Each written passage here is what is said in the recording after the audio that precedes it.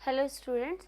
So last class में हमने देखा था कि किस तरीके से रेस्पिरेशन ट्रैक्ट जो है वो किन किन चीज़ों से बना होता है। उसके साथ साथ हमने हर एक के स्ट्रक्चर के बारे में देखा था। रेस्पिरेशन इन वेरियस एनिमल्स भी हमने जाना था। तो अगर हम रेस्पिरेटरी ट्रैक्ट की बात करें या फिर रेस्पिरेटरी सिस्टम की बात करें तो हमने उसमें लंग्स के स्ट्रक्चर्स के बारे में देखा था। साथ के साथ ट्रैकिया किस तरीके से ब्रांच हो जाता है ब्रोंक्यूल्स में। ब्रोंक्यूल्स के एंड में कुछ सैक लाइक स्ट्रक्चर्स प्रेजेंट होते हैं जिन्हें हम अल्वियोलाई कहते हैं। और अल्वियोलाई का मेन फंक्शन क्या था? गैसेस को एक्सचेंज करना। अब अगर हम बात करें तो let us see today mechanism of breathing. तो सबसे पहले हमने, अगर हम स्टेप्स ऑफ रेस्पिरेशन को याद करें तो सबसे पहले उसमें था कि किस तरीके से हम एयर को इन करते हैं, राइट। तो वो एयर को अंदर लेने का काम जो है वो एक तरीके से फिजिकल प्रोसेस है। So that is breathing. अब ब्रीथिंग है क्या? Breathing is nothing but intake of oxygen and expelling the carbon dioxide out, right. And ये फिजिकल प्रोसेस है, इसमें कोई भी केमिकल रिएक्शंस नहीं होते हैं। तो अगर हम बात करें मैकेनिज्म ऑफ ब्रीथिंग में दो स्टेप्स होते हैं, ठीक है। एक होता है इनहेलेशन, दूसरा होता है एक्सहेलेशन। तो इनहेलेशन के टाइम पे क्या होता है और एक्सहेलेशन के टाइम पे क्या होता है वो हम इस चैप्टर में आज देखेंगे। अब इनहेलेशन में इन का मतलब क्या होता है? हम ऑक्सीजन को एयर को अंदर ले रहे हैं, right. Intake of air inside our body, so that happens through nostrils. तो जब हम ये एक प्रोसेस है जिसमें हम एयर को अंदर लेते हैं बॉडी के। तो जब हम एयर को अंदर लेते हैं, जब हम ब्रीथ इन करते हैं तो उस टाइम पे हमारी चेस्ट कैविटी में, हमारे लंग्स में क्या क्या डिफरेंसेस होते हैं वो यहाँ पे हम जानेंगे। तो अगर हम बात करें सबसे पहले इनहेलेशन में, तो जब हम ब्रीथ इन करते हैं तो ब्रीथिंग करने के टाइम पे जो हमारी चेस्ट वॉल्यूम है वो इंक्रीज हो जाती है। सो यहाँ पे चेस्ट वॉल्यूम इंक्रीजेस,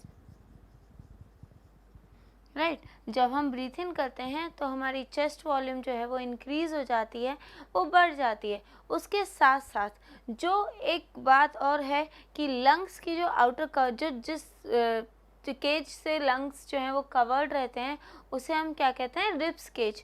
तो रिब्स जो हैं वो कार्टिलेज हैं कहीं, तो वो क्या करते हैं? कॉन्ट्रैक्ट एंड रिलैक्स करते हैं, आउटवर्ड मूव करते हैं और वापस इनवर्ड मूव करते हैं। तो इसमें क्या होता है? चेस्ट वॉल्यूम जो है वो इंक्रीज हो जाती है। उसके साथ साथ जो रिब्स हैं वो अपवर्ड एंड आउटवर्ड मूव करते हैं। Ribs move upward and outward, okay. तो इसमें क्या हो रहा है? रिब्स ऊपर की तरफ और बाहर की तरफ मूव हो रही हैं, क्योंकि ये ही एक ऐसा केज है, अगर ये मूव करेगा आगे तो चेस्ट की जो वॉल्यूम है वो इंक्रीज हो जाएगी, जो लंग्स वॉल्यूम है वो इंक्रीज हो जाएगी। उसके साथ साथ जो डायफ्राम है, मैंने आपको बताया था कि डायफ्राम जो है वो ब्रीथिंग में हेल्प करता है,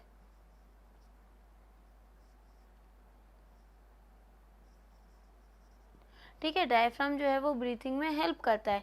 अब ये डायफ्राम किस तरीके से हेल्प करता है? तो जब चेस्ट वॉल्यूम इंक्रीज होती है तो उसके लिए स्पेस थोड़ी ज़्यादा होनी चाहिए। तो ये जो डायफ्राम है जो डोम शेप्ड में है, एक तरीके से जो देखा जाए तो इस तरीके से डोम शेप्ड में है, तो ये क्या हो जाएगा? डाउनवर्ड मूव होगा। तो डायफ्राम जो है वो किस तरफ मूव होगा? डाउनवर्ड मूव होगा। और कैसा हो जाएगा? एकदम फ्लैट हो जाएगा। डायफ्राम क्या है? Nothing but sheet of muscles. तो ये डोम शेप्ड से डाउनवर्ड मूव होगा और फ्लैट हो जाएगा। सो यहाँ पे डायफ्राम मूव डाउनवर्ड, ओके। सो यहाँ पे डायफ्राम जो है वो नीचे की तरफ मूव हो जाएगा। रिब्स जो है वो आउटवर्ड और अपवर्ड की तरफ मूव होंगी। चेस्ट वॉल्यूम जो है वो इंक्रीज हो जाएगा, राइट। सो ये क्या है? इनहेलेशन का प्रोसेस है। अब हम बात करते हैं एक्सहेलेशन। अब इनहेलेशन हो गया, इनहेलेशन के बाद हम बात करते हैं एक्सहेलेशन की। तो एक्सहेलेशन में क्या है? एक्सहेल मतलब कार्बन डाइऑक्साइड को बाहर छोड़ना, राइट। और जब हम उसको बाहर छोड़ते हैं तो जितनी भी एयर इसमें अंदर आती है, जब एयर लंग्स में एंटर करती है तो वो इनहेल प्रोसीजर होता है। लेकिन जब इनहेल के बाद जब हम एक्सहेल करते हैं, जब हम ब्रीथ आउट करते हैं, तो जो एयर है वो बाहर निकल जाती है, air moves out, right. And जो चेस्ट की जो वॉल्यूम है वो क्या हो जाएगी, डिक्रीज हो जाएगी।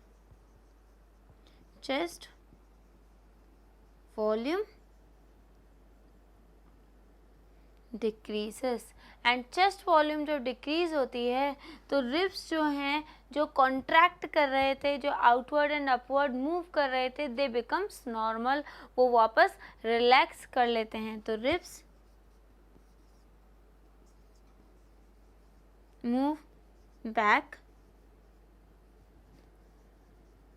And relax, right. And next हम बात करते हैं डायफ्राम की। तो डायफ्राम जो इनहेलेशन के टाइम पे फ्लैट हो गया था वो वापस डोम शेप्ड में आ जाता है, वो वापस ऊपर की तरफ मूव कर लेता है, वापस डोम शेप्ड में आ जाता है।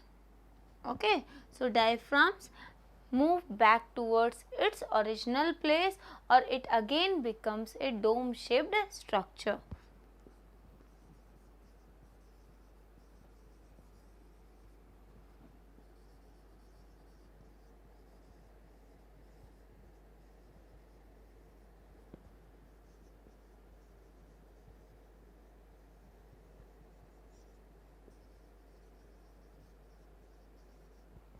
ओके, तो यहाँ पे हो क्या रहा है, जब हम एक्सहेल करते हैं तो उस टाइम पे चेस्ट वॉल्यूम जो है वो डिक्रीज हो जाती है, क्योंकि जो एयर हमारे लंग्स में होती है वो सारी की सारी बाहर निकल जाती है और रिब्स जो हैं वो वापस बैकवर्ड मूव कर लेते हैं, अपनी ओरिजिनल प्लेस पे आ जाते हैं, ओरिजिनल पोजीशन पे आ जाते हैं।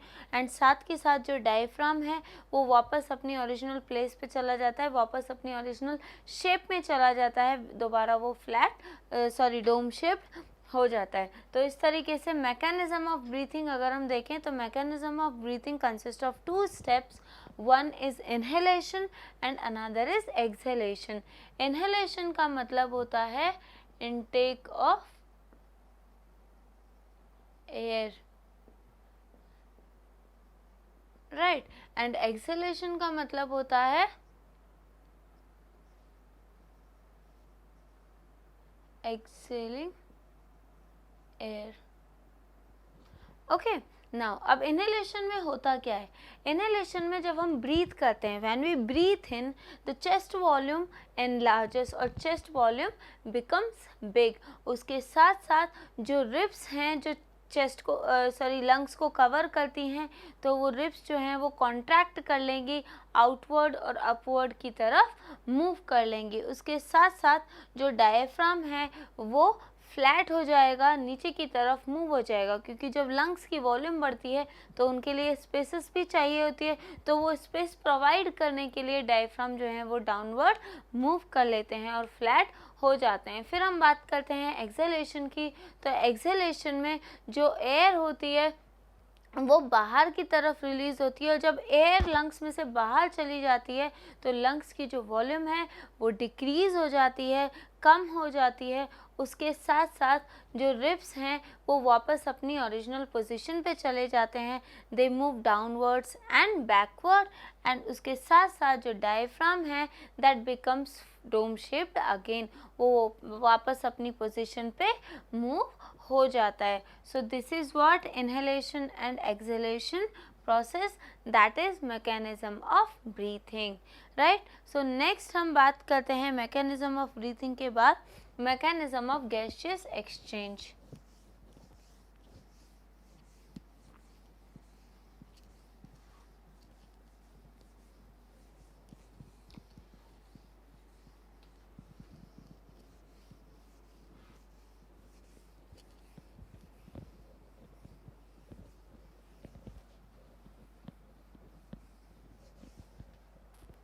ओके, सो नेक्स्ट हम बात करते हैं मैकेनिज्म ऑफ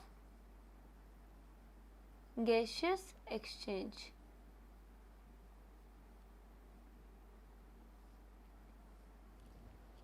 नाउ अब पहले हमने देखा था कि अब हमने एयर तो जो है वो अंदर ले ली, राइट, हमारी नॉस्ट्रल के थ्रू एयर जो है वो लंग्स में जा चुकी है।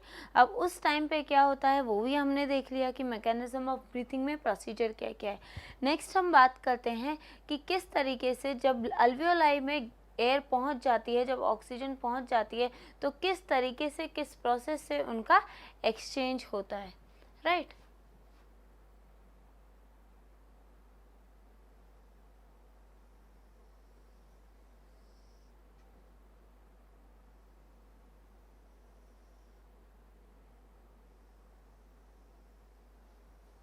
ओके, सो अगर हम बात करें स्ट्रक्चर की, तो ये क्या है, अल्वियोलस, ठीक है।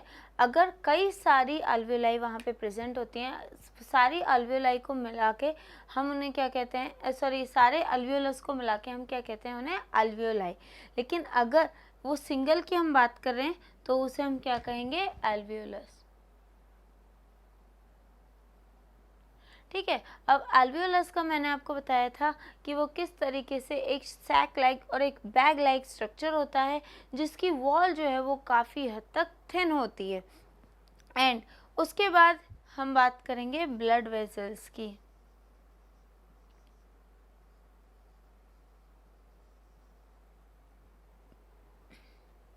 ओके, ब्लड वेसल्स की। चलो अब सबसे पहले हम देखते हैं कि किस तरीके से जो गैसेस का एक्सचेंज होता है वो अल्वियोलस एंड इसके बीच में होता है, ब्लड वेसल्स के बीच में। तो चलो अब हम देखते हैं, जब हम नॉस्ट्रल के थ्रू ब्रीथ इन करते हैं, जब हम ब्रीथ इन करते हैं तो एयर जो है वो नॉस्ट्रल, ट्रैकिया, ब्रोंकाई, ब्रोंक्यूल्स के थ्रू कहाँ पे एंटर करती है, अल्वियोलाई में एंटर करती है। और यहाँ पे अल्वियोलाई का ऑक्सीजन का कॉन्सेंट्रेशन कैसा हो जाता है, ज़्यादा हो जाता है, क्योंकि जब हम ब्रीथ इन करते हैं तो हमारी बॉडी कौन सा गैस लेती है, ऑक्सीजन गैस लेती है, ठीक है। तो जो ऑक्सीजन है वहाँ पे ऑक्सीजन का कॉन्सेंट्रेशन कैसा हो जाता है, ज़्यादा, ऑक्सीजन इन हाई कॉन्सेंट्रेशन। अब हम बात करते हैं यहाँ पे ब्लड वेसल्स की।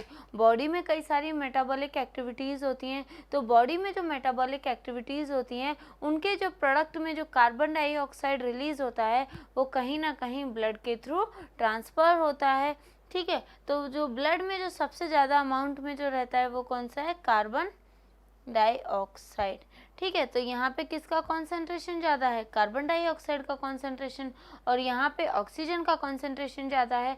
And what we studied, diffusion, right. यहाँ पे गैसेस का एक्सचेंज जो है वो डिफ्यूजन के थ्रू होता है। And diffusion is nothing but movement of gases, ions, molecule from its higher concentration to lower concentration. तो डिफ्यूजन कब होता है, जब अगर यहाँ पे ऑक्सीजन का कॉन्सेंट्रेशन ज़्यादा है तो ऑक्सीजन मूव करेगा ब्लड वेसल्स की तरफ, क्योंकि वहाँ पे ऑक्सीजन का कॉन्सेंट्रेशन कम है। तो ऑक्सीजन कहाँ मूव करेगा, ब्लड वेसल्स में। एंड कार्बन डाइऑक्साइड का कॉन्सेंट्रेशन यहाँ पे है, तो कार्बन डाइऑक्साइड डिफ्यूज हो जाएगा ऑल्वियोलाई में, ठीक है। यहाँ पे कार्बन डाइऑक्साइड डिफ्यूज हो जाएगा। अब हम बात करते हैं ऑक्सीजन के बाद किसकी, ब्लड वेसल्स की। अब वो ब्लड वेसल में तो ऑक्सीजन यहाँ पे आ चुका है, अब ब्लड वेसल से कैसे वो सेल्स में जाता है, ठीक है। तो यहाँ पे हम बात कर रहे हैं सेल्स की।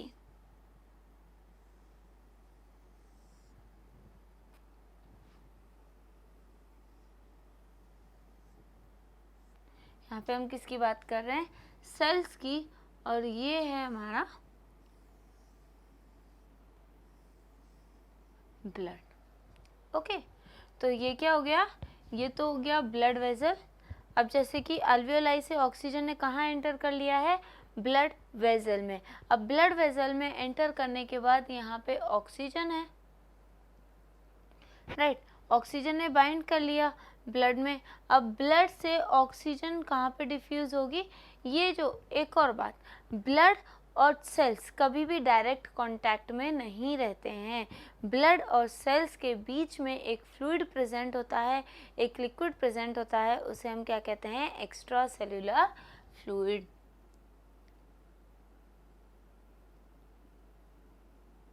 एक्स्ट्रा सेल्यूलर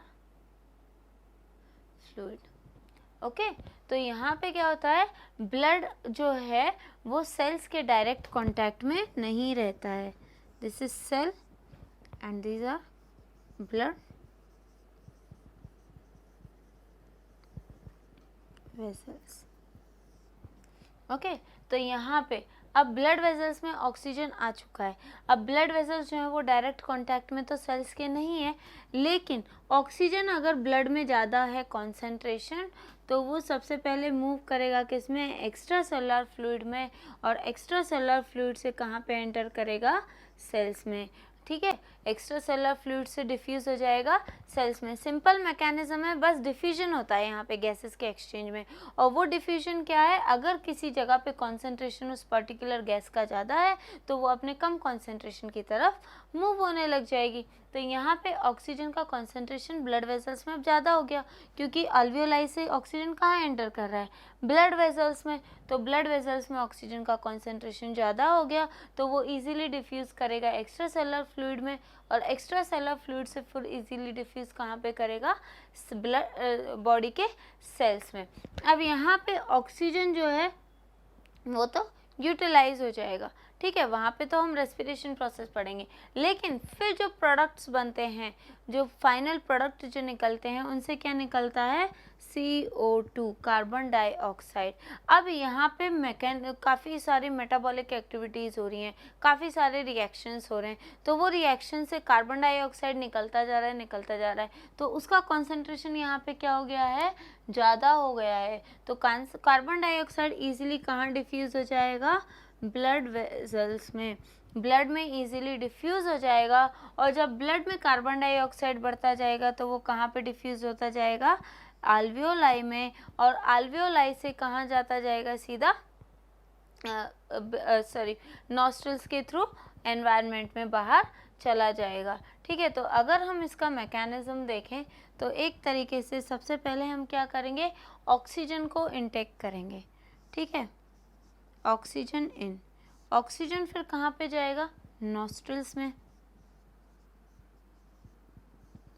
नॉस्ट्रल से फिर कहाँ जाएगा, एल्वियोलाई में, एल्वियोलाई से जाएगा ब्लड में,